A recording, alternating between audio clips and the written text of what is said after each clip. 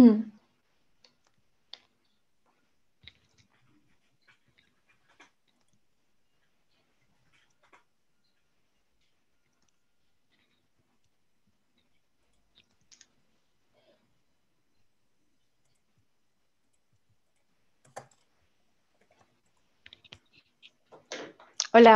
a todos. Esperamos un minutito para que se conecten todos y damos comienzo.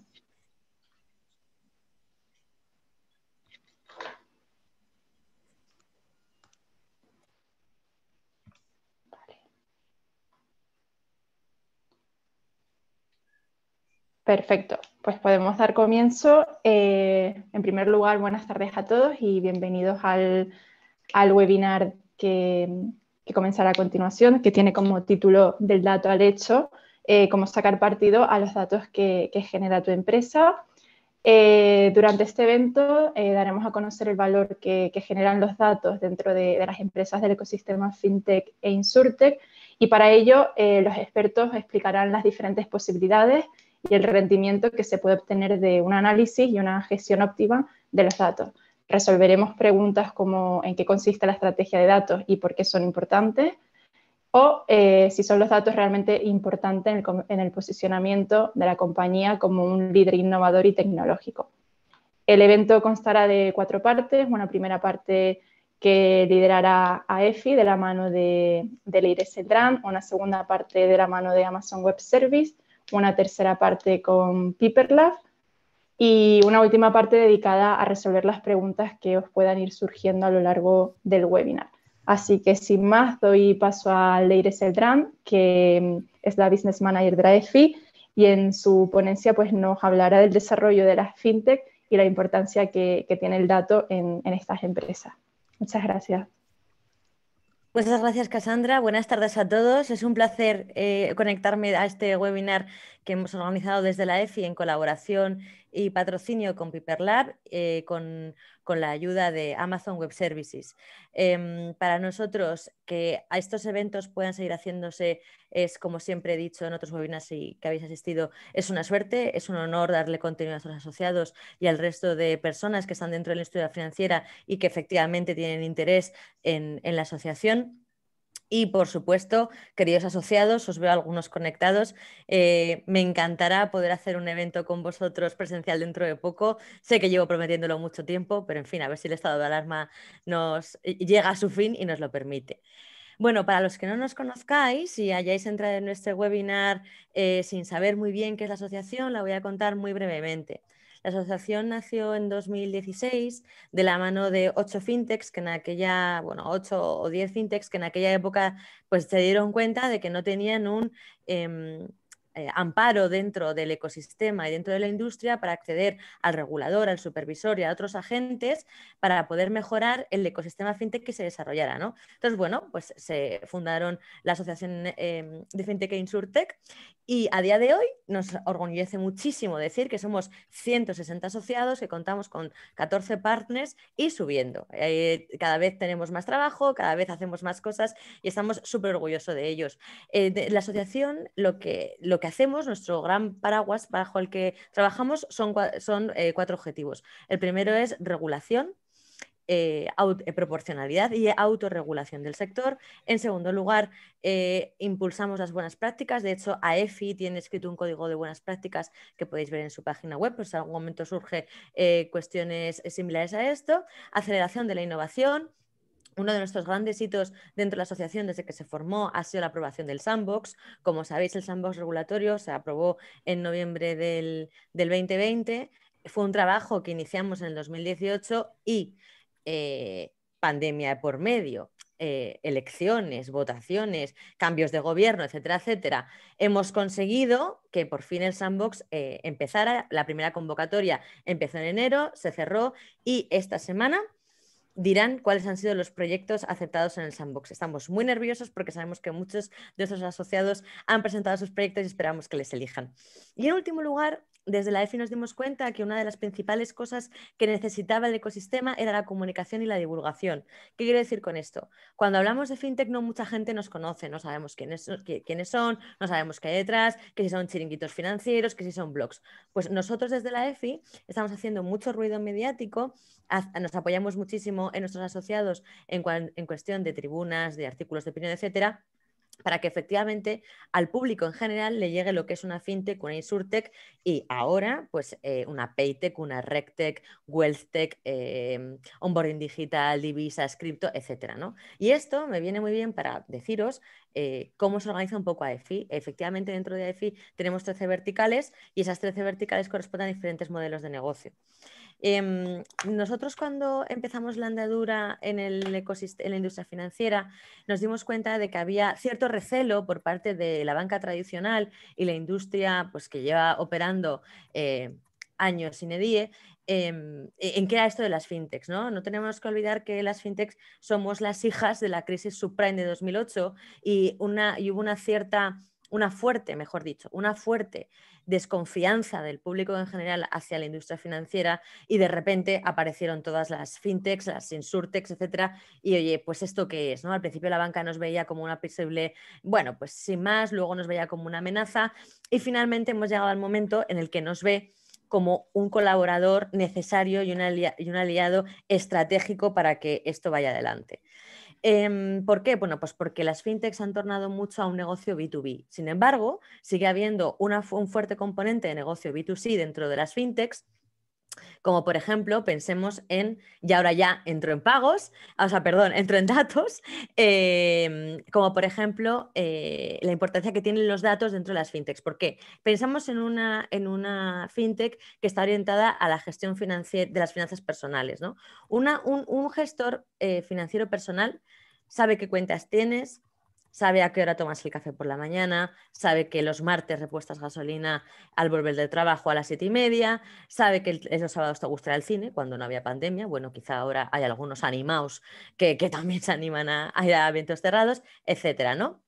Entonces, la historia aquí es que, claro, todos esos datos los conseguimos a través de los pagos, ¿no? Entonces, claro, en la industria financiera en cuestión de pagos se ha puesto mucho las pilas porque se ha dado cuenta de que efectivamente los pagos y esas aplicaciones tienen tienen una sima de conocimiento sobre los clientes muy importante. ¿Y esto qué significa? Esto significa que hay otros competidores del sector que se han dado cuenta de esto, que además tienen mucho más poder que las fintechs, que son las big techs, ¿no? Hablamos de big tech, todos pensamos en las GAFA, Google, Amazon, Facebook y Apple, y todas han evolucionado a que no te tengas que salir de su entorno para realizar un pago, ¿no? Lo que se conoce también como ese desarrollo y ese paso hacia los pagos invisibles.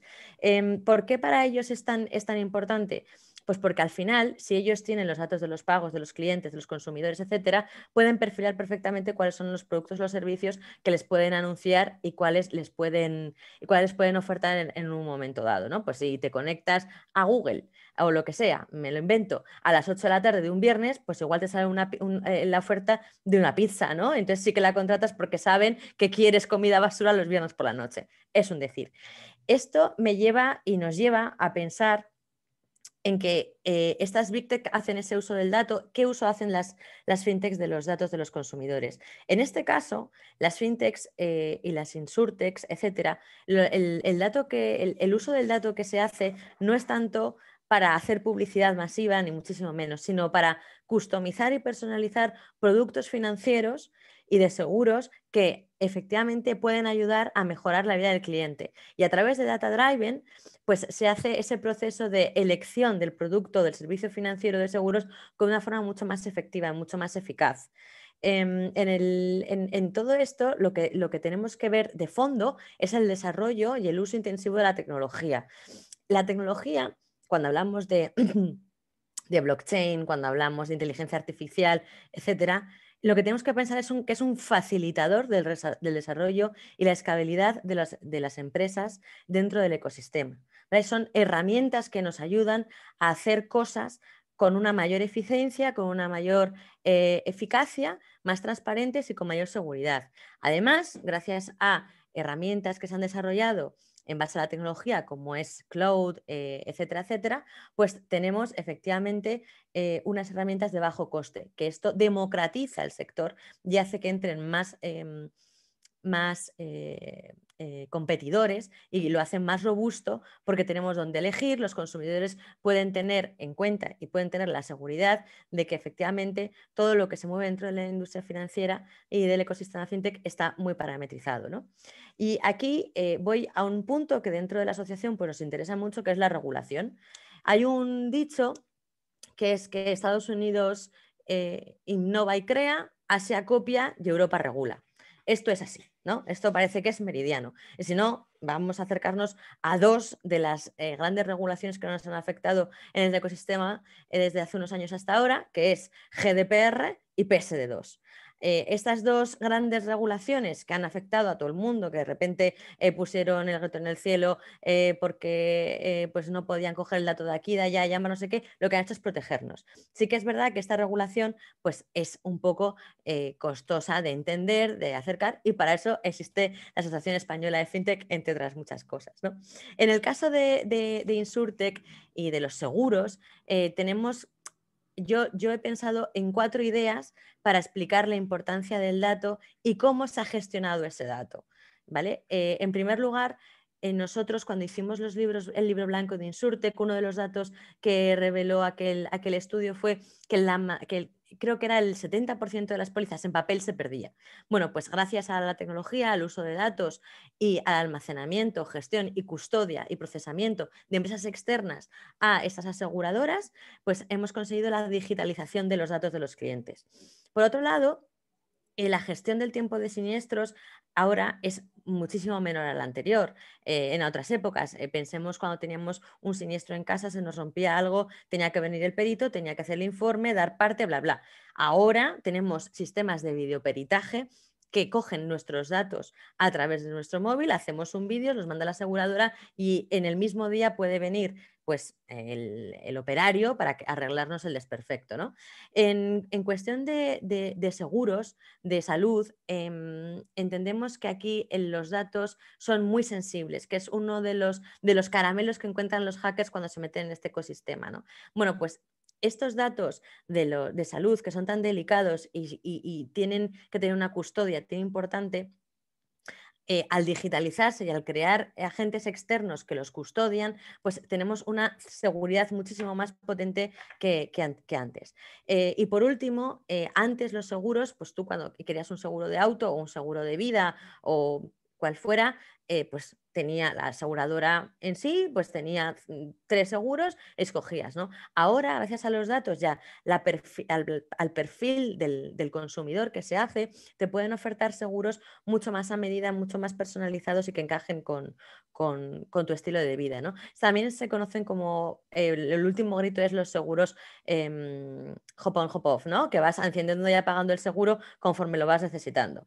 El uso de los datos ha permitido también una segmentación y una categorización del dato dentro de la industria aseguradora. Como digo, cuanto más conoces al cliente, cuanto más datos tienes de él y haces buen uso de ellos, mejor puedes hacer las cosas dentro de tu sector. Y sobre todo, si eres una Insurtech que no tiene unas herramientas de data masiva a las que no puedes acceder con una gran aseguradora, ¿no?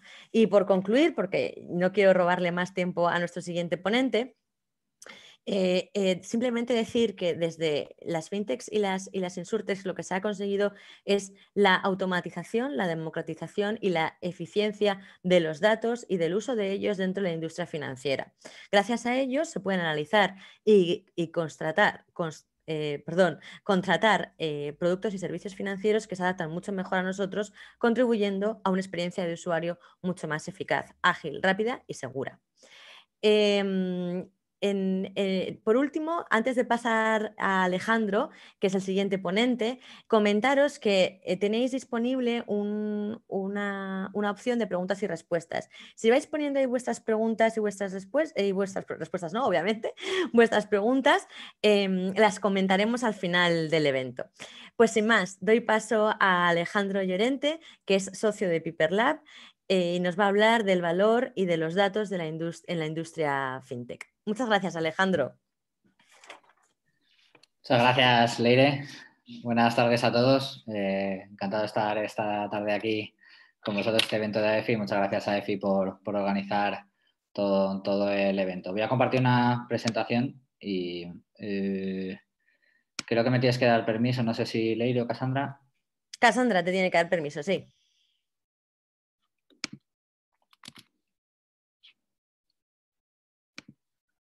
Vale. Vale, creo que ya se debería ver. Confirmadme, por favor. Sí.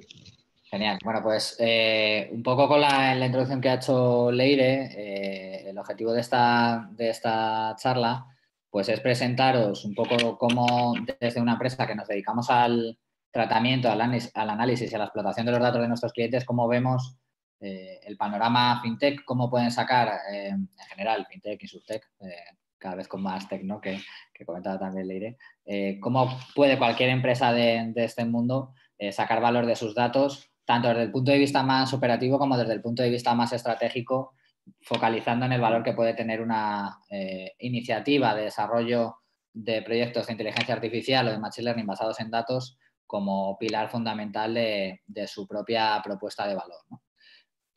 Simplemente haciendo una búsqueda en una base de datos como Crunchbase y una búsqueda muy tosca, ¿no? Simplemente buscando empresas que incluyan la palabra fintech e insurtech en su descripción, vemos que el panorama es enorme, ¿no? No solo estáis luchando, todas las empresas que estáis asociadas a EFI, por mejorar procesos o hacer las cosas mejor que lo que se solía hacer en la industria tradicional, sino que también competís mucho entre vosotras, seguro que cada vez más. Y entonces los datos se convierten en un pilar fundamental para la compañía, porque es la piedra angular sobre la que vamos a construir productos software o artefactos software que corran integrados en nuestros sistemas de información y en nuestros procesos y que realmente nos hagan ser más eficientes, ¿no? En ese proceso de diferenciarse o de conseguir atraer la mirada tanto de clientes finales, como decíamos en el caso de B2B, como empresas en el caso de B2B, o incluso buscando el partnership, digamos, con empresas de la industria tradicional porque sois capaces de hacer algo mejor que vosotros. Creo que tres de las claves son las siguientes. La primera es mantener unas estructuras ligeras y costes bajos, casi como punto obvio por comparación, ¿no? Uno de los grandes problemas de la banca, de los seguros tradicionales, es ese gran coste que acarrean por una operativa legacy, digamos, que se lleva manejando desde hace mucho tiempo, necesaria, por supuesto, pero que poco a poco va a evolucionar. Si queréis atraer esas miradas, mantener esta estructura ligera y costes bajos es fundamental. Lo segundo es la escalabilidad. Muchos de los que estáis aquí seguro que tenéis digitalizado, si no el 100% de vuestro negocio, un gran porcentaje, y eso permite la escalabilidad de base, ¿no? Lo que hay que buscar también es la escalabilidad de los procesos internos, que el llegar a más clientes de una manera, vamos a decir, escalable, no implique que tenga que crecer tu organización de la misma manera, y eso se consigue, por supuesto, a través del desarrollo de piezas software, de algoritmos y de automatización en general, ¿no? Y por último, la naturaleza de la idea y el valor de negocio. Vosotros que sois los expertos de este sector y que sabéis las necesidades, dónde está el valor o dónde están los pains de la industria, tenéis que ser capaces de dar un valor adicional a través de las ideas que se puedan crear a partir de los datos y los algoritmos y de todo el valor de negocio que se puede crear a través de ellos, ¿no? Además, como valor de negocio y como startup y como empresa que está en crecimiento, el desarrollo de activos software que permita apalancaros y que permita generar no solamente ingresos o no solamente nuevos clientes, sino tener algo tangible, activos que el día de mañana se puedan monetizar o dar valor a una tercera empresa, es algo fundamental, ¿no? Por la parte de estructuras ligeras y costes bajos, pues preparando un poco la presentación, lo primero que se me venía a la cabeza es que todo ello pasa por la automatización, ¿no? Siempre que podamos evitar que nuestros procesos o gran parte de ellos impliquen mucho coste o mucho esfuerzo humano, manual, siempre estaremos manteniendo estas estructuras ligeras, estos costes bajos, ¿no? Y entonces me ocurrió buscar en la RAE la definición de de automatizar y es muy sencilla, ¿no? Es buscar qué procesos son aquellos en los que de manera automática las máquinas nos pueden ayudar a hacer parte de los mismos o todo el proceso sin que haya una intervención manual, ¿no? No digo que los datos y los algoritmos sean la única vía para llegar a ello, ya que, bueno, pues no, este problema no es nuevo, no es que se nos haya ocurrido a los científicos de datos y siempre se ha buscado esa optimización del negocio, ¿no? Por ejemplo, a través de herramientas de BPM, donde las empresas son capaces de modelizar los procesos internos de negocio, el proceso comercial, parte del proceso de operaciones, en workflows o en determinados secuencias de acciones y decisiones que permitan de una forma muy estructurada controlar todos los procesos de la compañía, que siempre se lleven a cabo de la misma forma y eso es lo que te da pie a que cada vez sean más eficientes, ¿no? Esta es una primera palanca para mantener las estructuras ligeras y los costes bajos, ya que si siempre estamos buscando eficientar nuestro proceso, incluso sin meter mucho algoritmo, simplemente pensando, que muchas veces el día a día no nos deja demasiado tiempo, conseguiremos tener mejores resultados y mantener estas estructuras ligeras y estos costes más bajos, ¿no? Yo creo que un siguiente paso puede ser no solamente que tengamos a alto nivel los procesos más o menos automatizados o más o menos diseñados o estandarizados, siempre sin caer en la burocracia innecesaria. El siguiente paso es que seguramente parte de las tareas o de las acciones que se hacen en ese proceso puedan ser automatizables en sí mismas, ¿no? Todos conocemos dentro de nuestras compañías tareas o determinadas acciones que tenemos que realizar que no aportan un valor enorme al negocio, que generalmente se realizan de forma sistemática, de forma periódica y que tienen muchísima intervención manual, ¿no? Para ello, herramientas como las RPAs nos ayudan aquí estáis viendo en la imagen que acompaña el texto, cómo se programa de alguna manera una RPA, nos ayudan a crear procesos automáticos que ejecutan estas acciones y con un conocimiento, vamos a decir, de programación relativo, ¿no? Efectivamente, estas herramientas nos permiten como programar, ¿no? Pero construir un pequeño software que haga tareas que son automatizables sin que para ello nos haga falta siempre un equipo de desarrollo potente o ese conocimiento técnico de desarrolladores, ¿no?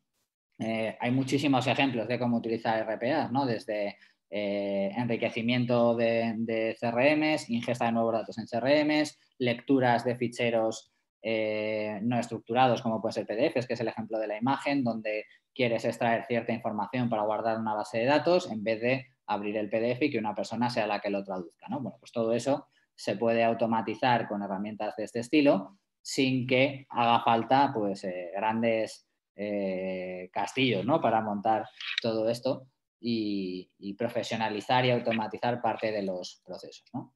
Pero es verdad que cuando hablamos de datos, de inteligencia artificial, de Big Data, de Machine Learning, seguramente estamos buscando algo más, ¿no? No es simplemente que tareas que no tengan valor sean automatizables. Lo que buscamos es que sean las máquinas las que, una de dos, o bien decidan por nosotros en situaciones muy complejas y con un contexto de información muy rico, o bien que nos ayuden a soportar las ideas o las decisiones de negocio que vamos a tomar, ¿no? Por ello, lo que buscamos con la implementación de algoritmos de Machine Learning y de inteligencia artificial es que las decisiones de negocio estén apoyadas por datos y con modelos predictivos o modelos automáticos de clasificación o modelos de recomendación, en general cualquier tipo de ayuda que viene provista por una máquina en una toma de decisiones más compleja que los casos que veíamos anteriormente, ¿no? Y resulta que todas estas técnicas o metodologías, en particular el aprendizaje automático, dependen de los datos que tenga la compañía. Por ello es necesario, más en compañías que tienen un carácter muy digital, como seguramente la mayoría de las que estamos hoy en este evento, pues están muy pegadas al dato, donde se intentan tomar decisiones pegadas al dato desde el principio, pero igual hay que cuidar un poquito más los datos, ¿no? Tenemos que tener acceso a todos los datos de nuestra compañía, saber que son seguros, saber que la información de las fuentes que tenemos es fiable.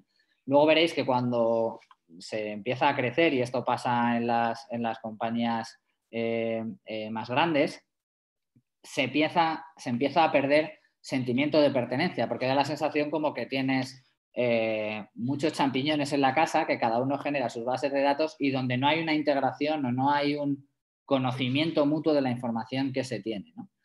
A partir de ahí, si somos capaces de que nuestros datos sean fiables, seguros, íntegros y consistentes entre ellos, seremos una compañía que está orgullosa de los datos, los apreciaremos y estaremos en el momento adecuado para dar un valor continuo a la compañía a partir de la información.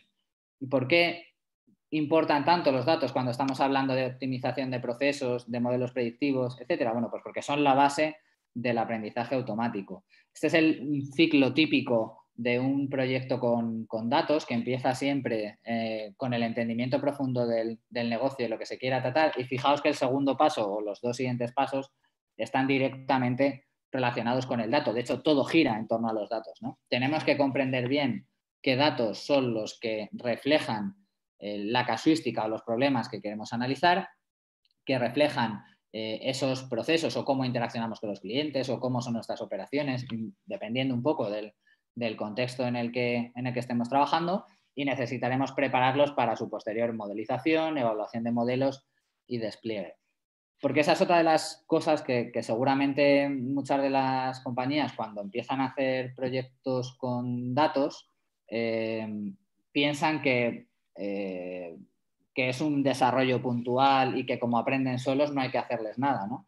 Y realmente nada más lejos de la realidad. Tenemos que pensar en los proyectos con datos como piezas software que desarrollamos, artefactos software, productos software que desarrollamos para mejorar la vida de nuestra empresa en todos sus procesos, ¿no? Por ello, el ciclo que hemos visto antes es sobre todo la parte roja de este gráfico, es solo el primer paso. Como todo producto software, hay que desplegarlo, hay que gestionarlo, hay que mantenerlo y hay que operarlo.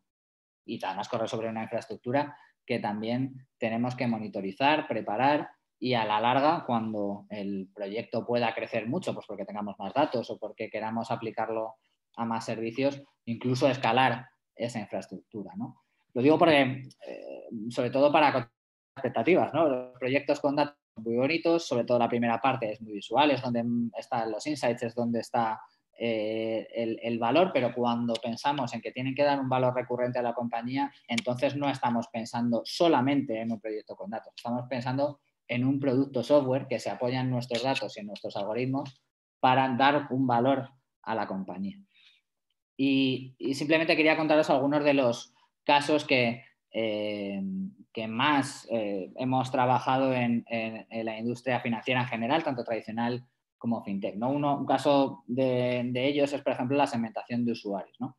Y también otra de las cosas que normalmente tenemos tentación cuando empezamos a hablar de inteligencia artificial o de machine learning es pensar que nos va a cambiar la vida o que vamos a encontrarnos frente a problemas que nunca se nos habrían imaginado. Y los principales problemas que podremos resolver son problemas que ya existían, que ya resolvíamos de una manera, pero que ahora utilizamos los datos y los algoritmos para hacerlo mejor. Uno de ellos es la segmentación de usuarios, ¿no? La segmentación de usuarios que tradicionalmente realizan los departamentos de comercial o de marketing, que tradicionalmente se han basado pues, en variables geográficas de los clientes, variables sociodemográficas, psicográficas si las tenemos, o ciertas variables comportamentales.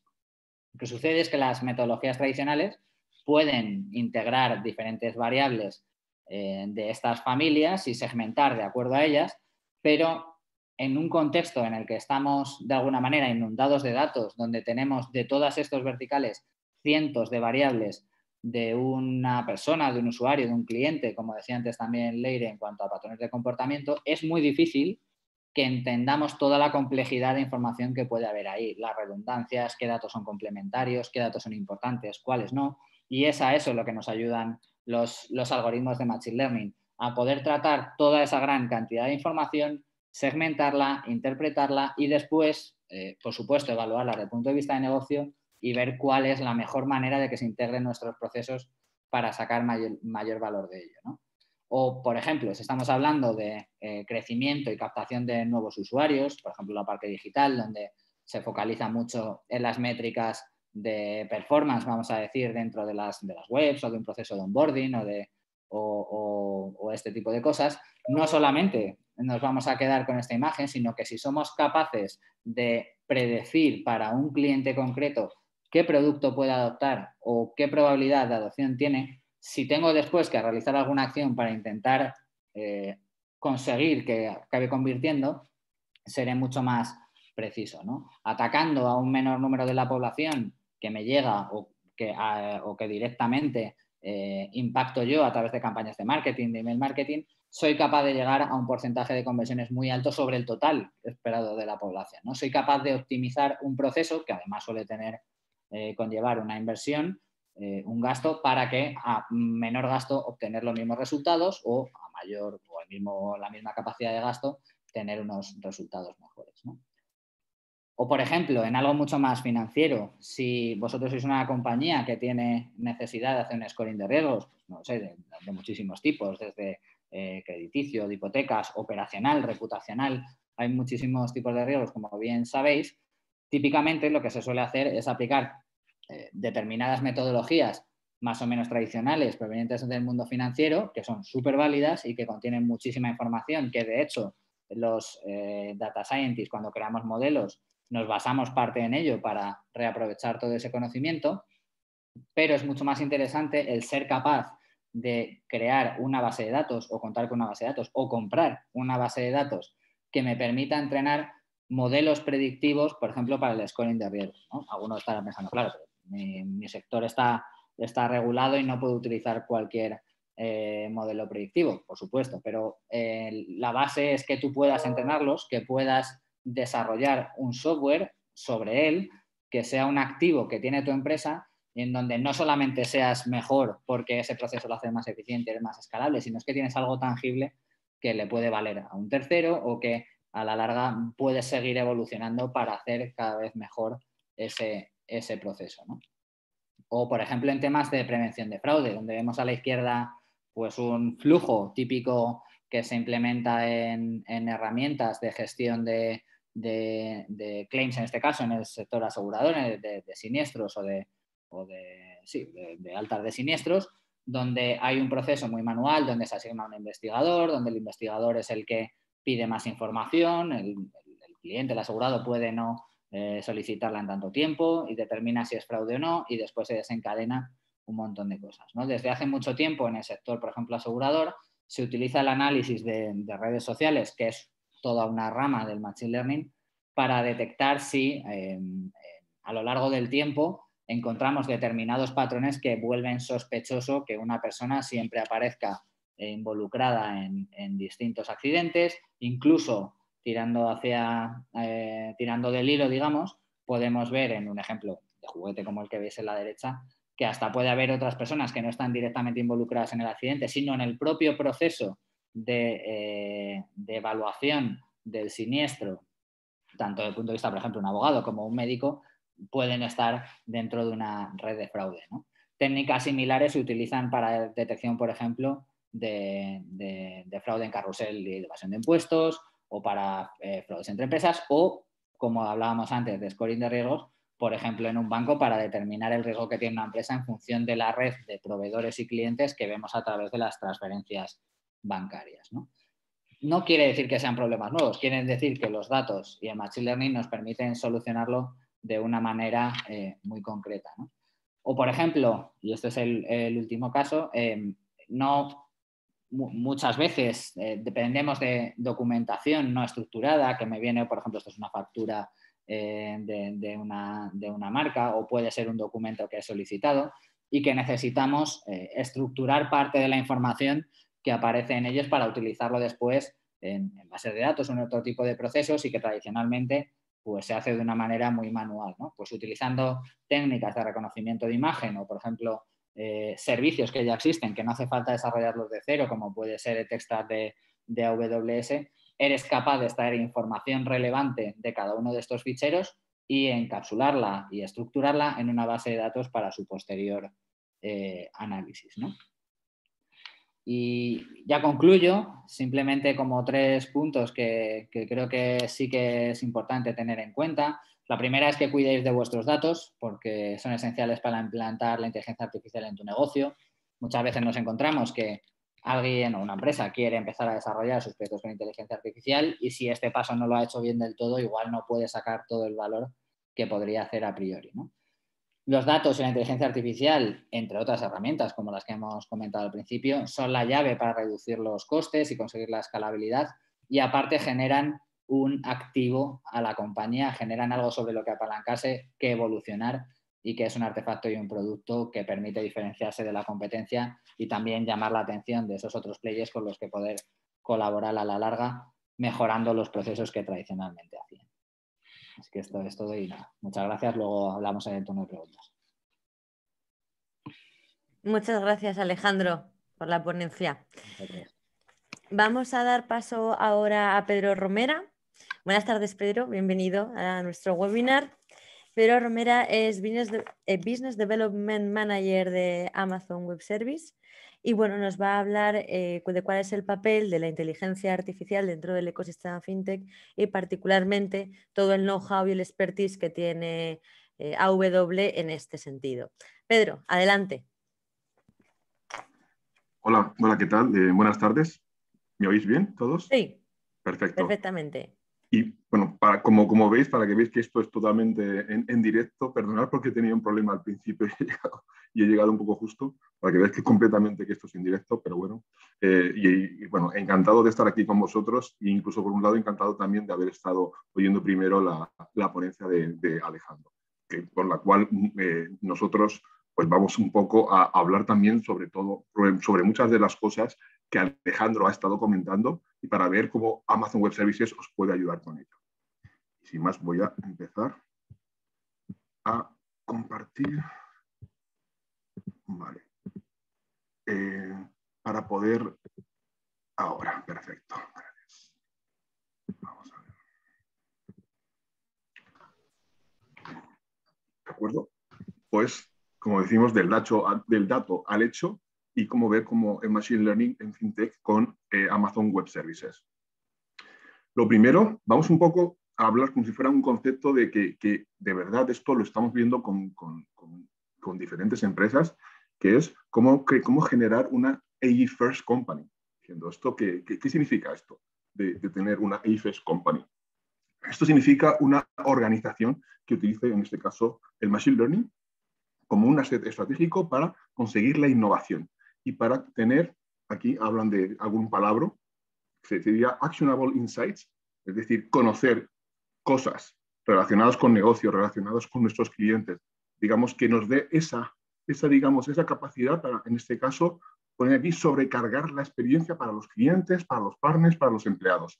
Este concepto, que parece, de verdad, parece una cosa como un poquito, que queda un poco pedante, pero en realidad se está intentando hacer con muchas compañías. La inteligencia artificial se ha convertido en parte de la estrategia y esto lo que implica en realidad es lo que estáis viendo. ¿Cuál es el escenario que nosotros tenemos ante todos nosotros? Y estos son algunos de los comentarios que hacen tanto IDC, Gartner como Deloitte. Pone IDC en el 2024, bueno, pues la cantidad global que se va a estar gastando en inteligencia artificial va a alcanzar 110 billones de dólares, pero para que sea algo mucho más tangible, que lo entendamos, Gartner lo que está diciendo es que al final del 2024 el 75% de las empresas cambiará de piloto a tener AI en producción. Si os fijáis, estamos en 2021. Y en el 2024, dice, el 75% de todas las empresas ya tendrá cargas relevantes en producción relacionado con Machine Learning, en un espacio muy corto de tiempo, ¿no? Es algo un poco que es lo mismo que lo que está diciendo también Deloitte. Pero para que veáis que esto es realmente, no estamos hablando de cosas que son teóricas, sino cosas que están ocurriendo ahora mismo, ¿no? Y todo este proceso de Machine Learning es clave en lo que se ha llamado transformación digital, ¿no? En la transformación digital hay diferentes áreas que son muy importantes y donde ese Machine Learning va a ser clave. Si hablamos en general de todas estas áreas, estamos hablando del área de experiencia con el cliente, área de las operaciones de negocio, pero también en el proceso de toma de decisión y a la hora de crear esa innovación que os pueda dar esa capacidad competitiva, ¿vale? Esa ventaja competitiva con respecto a lo que están haciendo los otros. Y para un poco abstrayendo, que es un poco lo que estaba haciendo Alejandro, abstrayendo en realidad y utilizando lo que nosotros en Amazon llamamos el Working Backwards. Working Backwards es, lo que implica es que cualquier nueva innovación, cualquier nuevo servicio que nosotros lanzamos, lo lanzamos pensando en qué es lo que quiere el cliente, ¿no? El cliente al final el cliente es lo importante, y trabajando con ese objetivo de qué es lo que necesita el cliente, trabajar desde atrás, working backwards, para poder entender qué es lo que necesitamos hacer. Entonces, al final, lo que nosotros queremos hacer en general cuando hacemos cualquier tipo de innovación, nuevo servicio, es razonar, explicar o diseñar, comunicar, actuar, predecir o explorar, ¿no? Eso al final necesita datos, que es una cosa también que Alejandro está diciendo. Necesitas datos para poder hacer esto. Con esos datos puedes generar, o sea, puedes utilizar un algoritmo para coger esos datos y crear un modelo de machine learning que en realidad ese modelo lo que servirá será para razonar, explicar, diseñar, comunicar, actuar, predecir o explorar.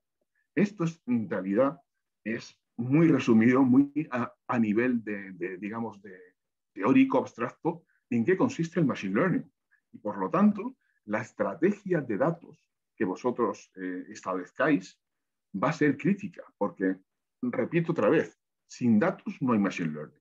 Esos datos los podéis tener vosotros o lo ha podido tener, por ejemplo, Amazon para poder generar una API de traducción del inglés al español, ¿no? Al final, Amazon, hay un servicio que se llama Translate, ¿no? Amazon ha tenido que tener todos esos datos para poder hacer esa traducción. Entonces, en este caso, simplemente Amazon nos pone la API y ya vosotros no necesitáis nuevos datos, pero alguien ha tenido que tener datos para que Amazon pueda hacer esa traducción. Si estamos hablando de vuestros casos de uso, cualquier tipo de caso de uso necesita tener esos datos para realmente poder tener inteligencia artificial, y por lo tanto la estrategia de datos que se establezca tiene que ser adecuada, va a ser crítica para poder hacer todo esto. Y esto os lo voy a explicar, por ejemplo, con este ejemplo que yo creo que es muy, muy entendible de qué es lo que estamos diciendo. Imaginar que estamos hablando de una aerolínea. En una aerolínea, ¿qué tipo de datos tenemos? Pues tenemos los datos de los tickets de precios, los datos de planificación, los datos de cliente, de lealtad, los datos de telemetría, ¿vale? Y al final, con esos datos, nosotros podemos aplicar unos algoritmos. Esos algoritmos pueden ser, pues, al final, puede ser pues, para realizar microtargeting, o realizar, por ejemplo, mantenimiento predictivo, o realizar, digamos, al final, todos estos casos de uso. Eso es lo que nosotros llamamos esos casos de uso que vosotros tenéis a la derecha. Pero en realidad el objetivo no es implementar un caso de uso de estos que estamos diciendo para tener machine learning. El objetivo es que con eso nosotros impactaremos unos ciertos KPIs, como por ejemplo incrementar el número de pasajeros o reducir, digamos, el coste por milla del asiento. Eso es a lo que se refiere cuando nosotros estamos refiriendo que estamos traduciendo datos, los datos de entrada que tenemos, en KPIs que afectan a negocio, ¿no? Que son los de abajo a la derecha. Y esto lo hacemos mediante la utilización de casos de uso. Esto es esta rueda, que decimos una rueda analítica, en la que nosotros tenemos datos. Con esos datos tenemos analítica, pero esta analítica lo convertimos en impacto en esos KPIs. Esto al final sería un tipo virtuoso, si todo está bien, en el que seguimos recogiendo más datos. Esos datos nos permiten tener más analíticas y permite poder establecer más casos de uso para conocer nuestros usuarios en este caso, o mejor nuestro negocio, e impactar esos KPIs de negocio. Esa sería la idea detrás de aplicar Machine Learning al negocio. Y aquí hay una serie de retos y una serie de soluciones, ¿no? Hay una serie de retos que hay que tener en cuenta las empresas, ¿no? Pues aquí esto es un ejemplo, pues puede ser tener los datos que están digamos, no están centralizados. Pues la estrategia, y esto puede dar para otra charla, mucho más extensa, pues tenemos que crear una estrategia basada en Data Lake para tener todos los datos, digamos, importantes de la empresa consolidados y que puedan ser consumidos, ¿no? Necesitamos también, por supuesto, gente que tenga ese perfil de Machine Learning para ir, digamos, a poder tener esa capacidad dentro de la empresa, o tener la capacidad de poder utilizar servicios gestionados. Necesitamos también medir los resultados. Si no sabemos medir los resultados, no sabemos si los esfuerzos que estamos haciendo son buenos o malos, ¿no? Nosotros lanzamos incluso un paper de varias páginas para poder hablar de todo esto, pero estos serían algunos de los retos que nosotros tendríamos dentro de esa necesidad de poder transformar esos datos en impacto en las KPIs mediante el uso de casos de uso, mediante el uso de Machine Learning, ¿no? Y si nosotros establecemos esto relacionado con los casos de uso que nosotros vemos de manera más recurrente en el caso del fintech, podemos distinguir como 3 capas diferentes, ¿no? Por un lado serían los que afectan a la infraestructura, ¿no? Es decir, lo que afecta, pues en este caso, por ejemplo, está muy relacionado con seguridad y compliance, es decir, ¿qué tipo de cosas? Pues detección de fraude que pueda, es decir, esto nosotros tenemos muchos ejemplos, también en empresas grandes, de intentar utilizar Machine Learning para detectar, por ejemplo, si hay algún esquema de manipulación en el mercado. Esto nosotros, por ejemplo, lo tenemos con FINRA en Estados Unidos, ¿no? En temas de protección de datos, de utilización, esos serían de los más típicos cuando hablamos de fintech. Y ahora veremos ejemplos, ¿eh? Luego estaría lo que es la parte de experiencia con el cliente, todo el tema de Customer Experience.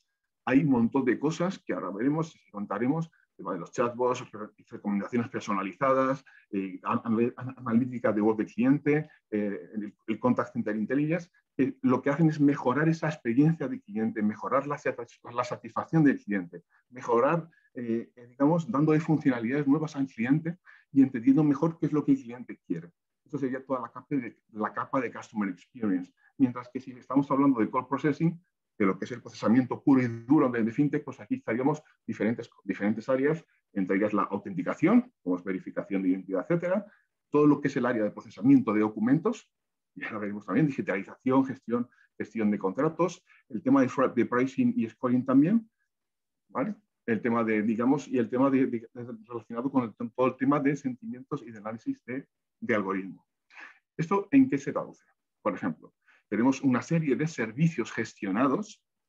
Esos servicios gestionados cubren un caso concreto y para ello lo importante es que con todos estos servicios gestionados, sin tener que tener la capacidad de tener data scientists, tenéis algunas de las funcionalidades que son clave para todo ello, ¿no? Es decir, nosotros tenemos como 2 capas.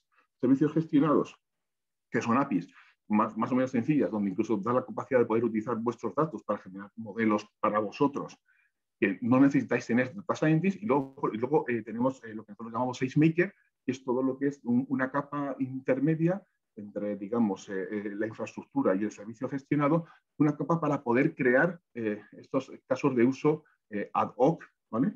Donde, digamos, damos todas las facilidades para que los data scientists puedan digamos, realizar la creación de los modelos y acelerar todo el proceso, ¿no? Para que veáis esto de ejemplo, por ejemplo, pues mira, NerdWallet. Pues NerdWallet al final es una compañía al final de servicios financieros, ¿vale? Donde tenemos aquí, al final, tenemos pues unas diferentes herramientas para dar consejos a los clientes, ¿vale? Y aquí, ¿qué es lo que consiguió? Pues utilizando SageMaker en este caso, es decir, sí que hicieron un desarrollo a medida, pero utilizando SageMaker, pudiendo hacer un motor de recomendaciones. Pero lo importante es que aquí en este caso, SageMaker lo que consiguió es que el tiempo de entrenamiento de esos modelos se redujera de meses a días y reduciendo los costes en un 75%, ¿no? O sea, aquí estamos hablando de que sí que hay data scientists, sí que están haciendo esto, pero gracias a la utilización, en este caso de SageMaker, pudieron acelerar todo el proceso y reducir en un 75% el coste de todo ello, ¿no? El uso del caso, es como aquí os está comentando, es un motor de recomendaciones para, digamos, recomendaciones para poder hacer una lista de potenciales tarjetas de crédito, ¿no? Otro ejemplo, ¿vale? Cuando estamos hablando de todo lo que es la parte de autenticación, ¿no? Para detectar esta detección de fraude, etcétera, etcétera. Aquí, ¿de qué estamos hablando? Por ejemplo, Coinbase. Coinbase aquí, lo que está utilizando en este caso, Coinbase es un wallet digital, ¿vale? Donde lo utilizan más de 20 millones, digamos, de personas, pues utilizó SageMaker para desarrollar algoritmos de Machine Learning para hacer análisis de imagen para detectar a los scammers. Y esto consiguieron que el tiempo de entrenamiento bajara de 20 horas a 10 minutos. Aquí en este caso era para identificación de ID. Otro ejemplo, que además estoy muy orgulloso porque estuve yo personalmente al tanto de ello y los llevé a ellos. A el Accredit, que es un servicio financiero de Nigeria, ¿vale? donde ellos estaban utilizando, en este caso, Amazon Recognition, que es reconocimiento de imagen, para poder analizar, en este caso, imagen y vídeo, y poder realizar una verificación biométrica de una persona. Pues con Recognition conseguimos que para Nigeria la verificación, digamos, que se utilizaba para visual para todos los usuarios aumentara en más de un 40%. ¿De acuerdo? Otro ejemplo también, lo que es en la capa de automatización, ¿vale? Aquí, ¿qué es lo que tuvimos? Por ejemplo, PayU. PayU India, ¿vale? Al final, que lo que hace es, digamos, unos proveedores de gateway que tiene el 30% del mercado en India. Aquí utilizaron SageMaker para hacer credit scoring y con ellos pudieron hacer, digamos, pudieron penetrar de una manera mucho mejor en su base de consumidores, ¿no? Esto aquí en este caso lo pudieron hacer utilizando SageMaker. O sea, si lo que veis, ¿vale? Y he ido un poco rápido porque al final tenemos el tiempo limitado, esto es solo como si fuera una pincelada para que vosotros podáis hacer, pero la idea es que para todos estos casos de uso que os he puesto generales para FinTech, tenemos por un lado la posibilidad de utilizar servicios gestionados para algunos de ellos que os proveen, digamos, de la funcionalidad directa y por otro lado de utilizar SageMaker para poder establecer y mejorar el proceso en el sentido de poder reducir tanto lo que es el tiempo para poder realizar todo lo que son esos nuevos desarrollos, como también otro tipo de cosas como poder reducir, por ejemplo, el coste de todo ello, ¿no? Y entonces, ¿cómo AWS se puede ayudar con esto? Esto ya sería lo último. Por un lado, nosotros tenemos formación gratuita, ¿vale?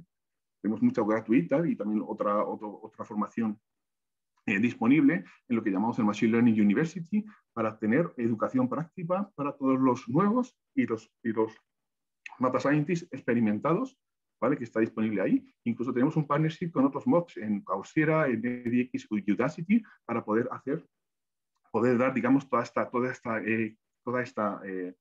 estas clases relacionadas con Machine Learning. Y por supuesto, nosotros tenemos diferentes guías.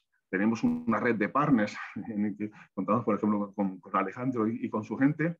Tenemos también posibilidades de hacer POC en AVOX y tenemos también programas especiales para que digamos Immersion Day, de certificación, de entrenamiento para poder ayudar a vosotros, ¿no? A todos vosotros. Y con esto yo creo que era lo importante que quería decir. Es un montón de cosas en poco tiempo. Y perdonar, pero sobre todo lo que quería tener era esa posibilidad de que tengáis un sabor un poco de cuál es el estado y de que ahora podamos, bueno, hablar un poquito y encantado de poder hablar con todos vosotros. Pues muchas gracias, Pedro. Ha sido muy útil y muy ilustrativa. Tenemos un par de preguntas a través de la aplicación, bueno, sí, de la aplicación de preguntas que hay.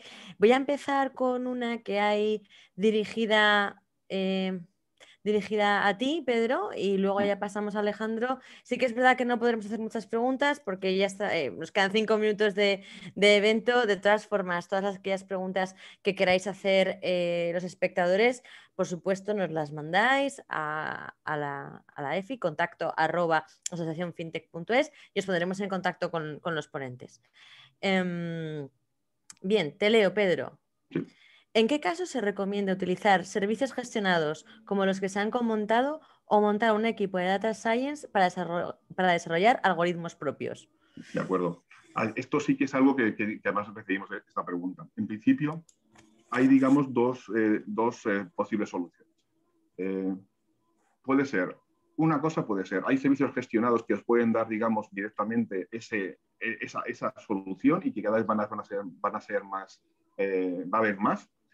Es mucho más fácil poder utilizarlo, ¿vale? Por lo tanto, no necesitáis tener, en este caso, Data Scientist, pero incluso teniendo Data Scientist, puede ser que vosotros tengáis la opción de, vale, ¿qué hago?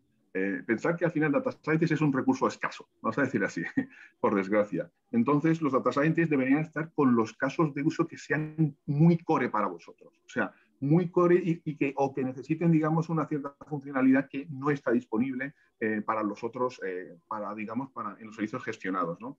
Pero incluso, aunque esté, yo puede ser que a lo mejor tenga diferentes casos de forecasting, por ejemplo, y algunos son críticos para mi empresa, mientras que esos son forecasting, está bien, pues bueno, aunque no sean, digamos, no se necesite hacer, o sea, no sé, aunque tú tengas grupos para hacerlo, pero que pueden poner el foco en que esos grupos realizan el forecasting que es importante para ti y para el otro utilizar un servicio gestionado y a lo mejor no tienes el mismo accuracy, pero no necesitas tener tantos recursos, ¿no? Pensar es eso. El Machine Learning, el equipo debería estar sobre todo con los casos de uso que sean muy core y muy críticos para vosotros. Genial. Pedro, vamos a pasar a la pregunta de Alex para que le dé tiempo a contestar. Alex, para ti, ¿cuáles son las principales barreras que encontráis en empresas que quieran desarrollar sus primeros proyectos de Machine Learning? Bueno, yo creo que lo hemos comentado tanto Pedro como yo. Algunas empresas que, aunque están empezando a recoger sus datos, todavía no cuentan con un histórico suficientemente amplio, bien porque son empresas de nueva creación, bien porque se hacía de otra manera, bien porque no están disponibilizados. Hay muchos motivos, ¿no?, por los que una empresa puede no haber creado todavía un repositorio de datos consistente. Esa es una barrera que encontramos sobre todo en empresas pequeñas, ¿no? Porque empresas grandes sí que es verdad que, mal que bien, porque de todo, sí consiguen tener la información disponibilizada para desarrollar esos casos. La otra tiene que ver, yo creo, un poco también con la pregunta anterior. La promesa, yo creo que a veces mal entendida en Machine Learning, es que haces algo, inviertes un esfuerzo y aquello ya funciona para siempre, ¿no? Y como decía, es un producto, y un producto es algo vivo, que cambia porque hay que operarlo, porque hay que mantenerlo, porque hay que adaptarlo a nuevas circunstancias. Y eso es algo que hay que tener visión. Como decía Pedro, sobre todo en los casos más core. Si pensamos en la funcionalidad de una herramienta digital que es core de tu empresa, nadie se plantea, bueno, pues ya la he desarrollado y ya está, ¿no?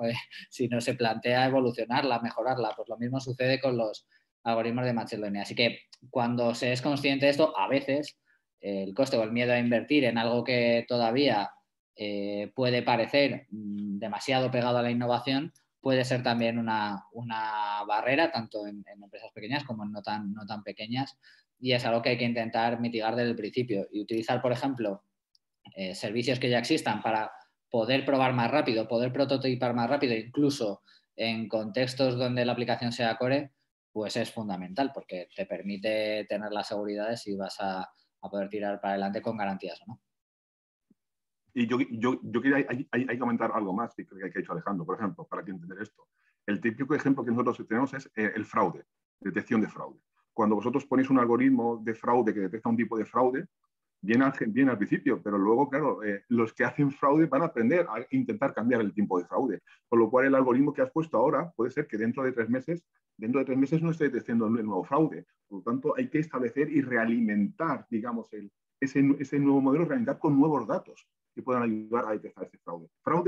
El fraude siempre justamente es el ejemplo perfecto, donde el poner una cosa en producción no te garantiza que dentro de 5 meses eso funcione bien porque el comportamiento de los que hacen fraude está cambiando. Sí, sí, los cacos son muy listos, ¿no? Básicamente. Hay bueno, no tenemos tiempo para más, pero hay una pregunta pues, que dicen, ¿esto cuesta mucho? ¿Es muy costoso?